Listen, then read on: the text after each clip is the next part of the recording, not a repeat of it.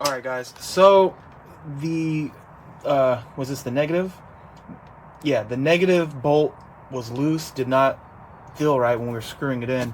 So we spent about, I don't know, maybe like an hour and a half, testing the battery. We thought it was our battery, but turns out the negative was just loose. So the connector here wasn't getting, it wasn't touching.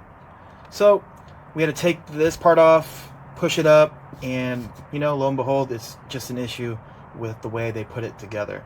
Tried it, fan works great, but since I had to spend an hour and a half of my time, I'm giving this 1 star.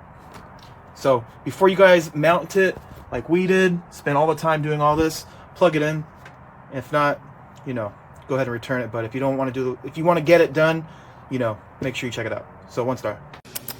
As you can see, it looks really cool. Soft blades, I get that, but it's a little flexible in its design that I just don't know how that's going to hold up over years of driving with it, but we'll see.